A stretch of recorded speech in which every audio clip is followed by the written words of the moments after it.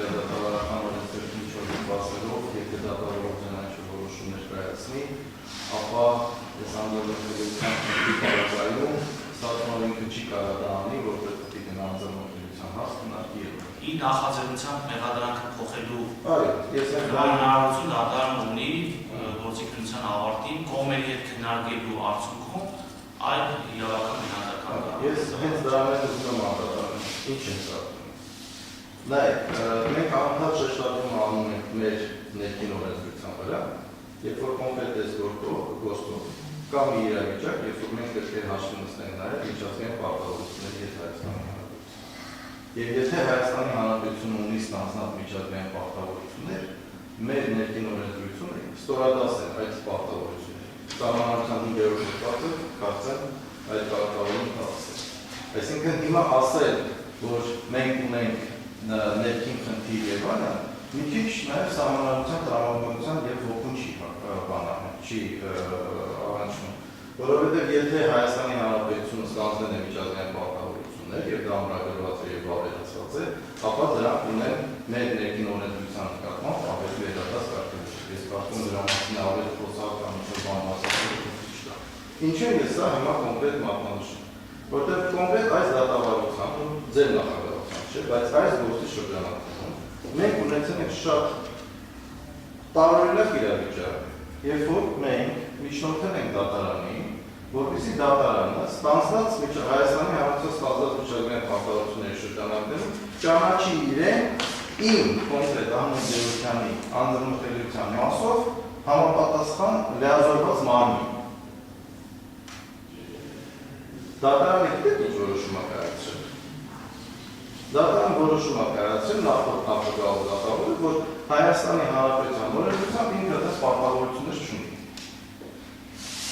Իսկ ինչ է տեղի ունեցել հետո։ Տեղի ունեցել այն, որ անցած տարի հոկտեմբերի 3-ին ԵՊԽ-ն ընդունել է համապատասխան հանձնարար, արդեն այս օրինակով,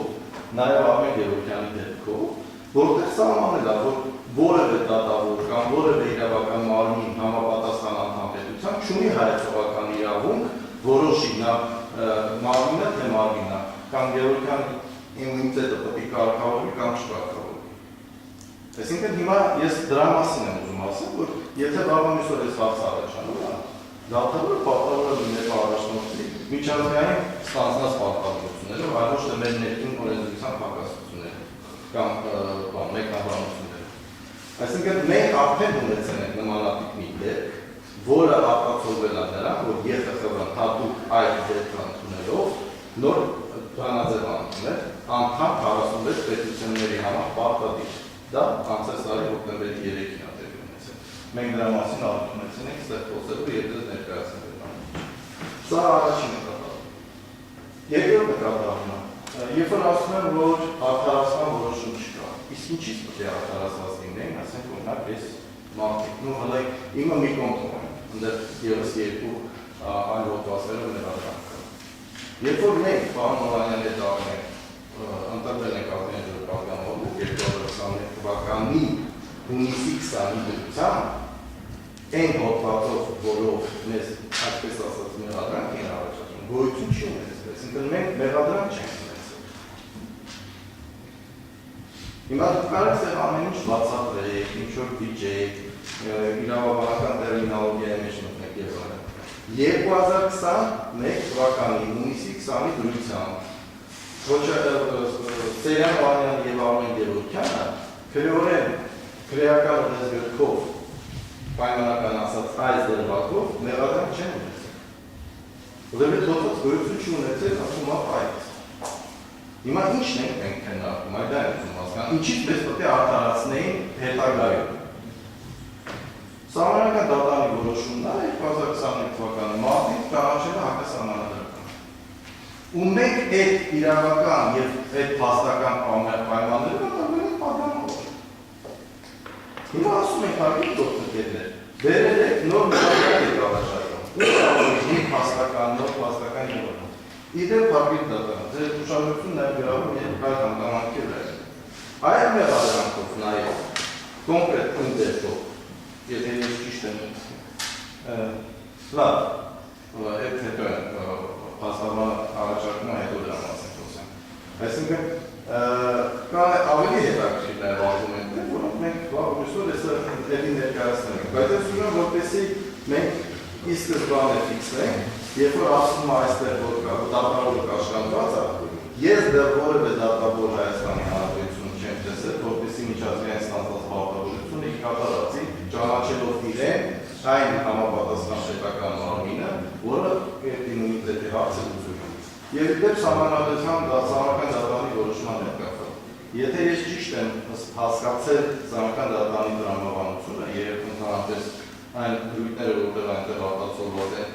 որտեղ մեր գործընկերների կապակցությամբ այդ որոշումը ընդունվել, երբ որ 3 հոգի ազատազրկված են եղել բաժանող դառնալու պահին։ Սահմանական դատարանը չի ասել, որ սահմանական դատարանը ասել է, որ եթե քրեական գործը հարուցված է եղել, ինքը կարող է շարունակվի։ Բայց սահմանական դատարանը չի ասել, որ քրեական գործի շրջանակներում նոր մեղադրանք առաջադրելու պարագայում իմունիտետը պետք է հաղթահարվի, թե չի հաղթահարվի։ Եթե այս հարցի պատասխանը չունենք, տարբեր ենք մտածում։ Ուրեմն այնուամենայնիվ ես ենթադրում, որ իմունիտետը գործում է։ Այսինքն այս պարագայում եկեք մի բան ֆիքսենք, էլի։ Մենք ոնց ուզենանք սահմանական դատարանի որոշումը երբեք մեկնաբանել, բայց փաստը մնում է փաստ, որ այդ որոշման մեջ այսօրվա քննարկող հանգամանքը արտացոլված չի։ Այսինքն եւ սահմանական դատարանը չի ասել նախաքննության փուլում պետքասենք մեկնաբանվի, թե այսինքն ինչ է ստացվում, հարգել դատարան։ Ստացվում է, որ ազգային ժողովի պատգամավորը ավելի պաշտպանված է 96 հոդվածի տրամաբանությամբ նախաքննության փուլում, քան դատաքննության փուլում։ Իսկ կներեք, իրավունքի տեսակետից ինչ տարբերություն է իմունիտետը երբ է հաղթահարվի։ Դատաքննության փուլում, թե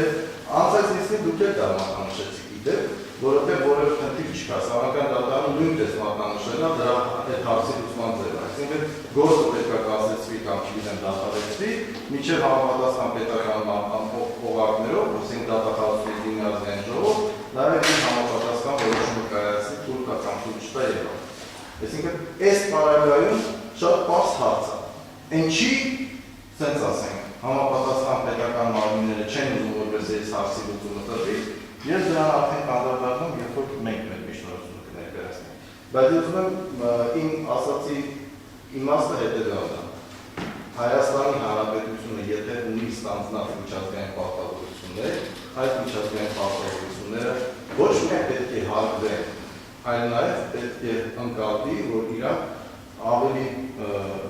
բարձր նշանակություն եւ բանուներ մեր սահմանադրության ընթացակարգով նախատեսված նորմեր, մեր սահմանադրության նախատեսված